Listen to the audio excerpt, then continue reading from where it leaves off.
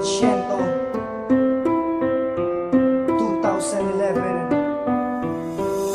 Ako'y may kaibigan, hindi man kalayuan ang aming lugar, kalsada lamang ang pagitan. Minsan nagainuman sa isang kasiyahan, hindi mo malalaman kanyang pinagdadaanan. Baka sa kanyang muka ang pagiging masaya, ang kabaliktaran nito'y hapdi ang dinadala. Dahil meron siyang nalaman, asawa niya'y merong iba.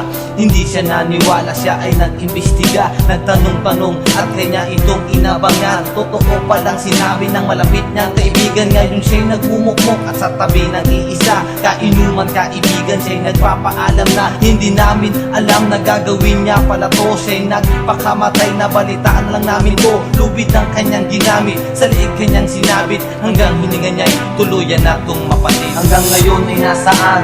Tanong hanggang kailan titiisin ang bawat kirot at akling naramdaman? Wala ka bang pakialam sa mga nakikita mo? Kung awit ko isang granada sa'yo ko ipapag. Hanggang ngayon ay nasaan?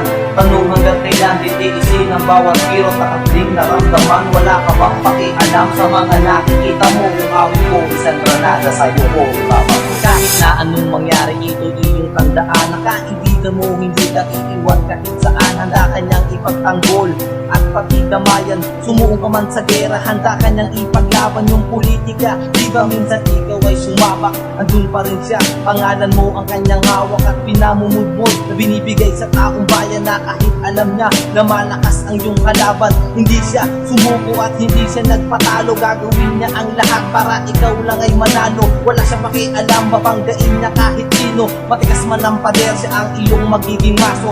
Ngayon ay nasaan? Siya ay inabangan sa madilim ng iskinita, siya ay tinambangan, buhay niya'y winakasan ng ganun-ganun na lamang. Ngayon balita siya sa iskinita at lansa. Hanggang ngayon ay nasaan?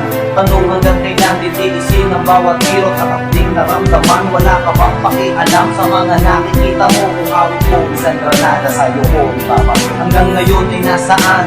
Tanong hanggang kailan titiisin ang bawat kirot at akling naramdaman? Wala ka bang pakialam sa mga nakikita mo? Kung awit ko isang granada sa'yo ko ipapag. Minsan, maraming bagay ang di ko lubos na isip, tulad ng napanood sa TV parang panaginip. Biglang yanig ng lupa, sabay taas ng tubig, mabilis na rumagasa at sinira ang paligid. Ito ba'y ganti sa atin ang mahal na kalikasan? Pag-abuso sa ating bayan ay kailangan ng iwasan. Marami nang sinira, marami ding lumuha, marami pang nawawala at buhay na kinuha. Mahirap balikan ang mga pangit na kahapon, kahit wala na ang lahat sa'yo, pilitin mong bumangon. Tanggapin mo ang nangyari, magdasal ka pagkatapos, pakawalan ang galit na sa puso nakagapos. Kahit anong mangyari, wag limutin ang taas, pinagbibigay sa atin ng kakaibang lakas. Inako niya ang para sa atin, kaya nga siya pinako, at babalik daw siya tulad na kanyang pinangako. Hanggang ngayon ay nasaan?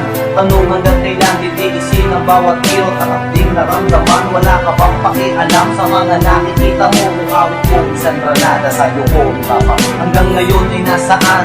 Tanong hanggang kailan titiisin ang bawat kirot at akling naramdaman? Wala ka bang pakialam sa mga nakikita mo? Kung awit ko isang granada sa'yo ko ipapag.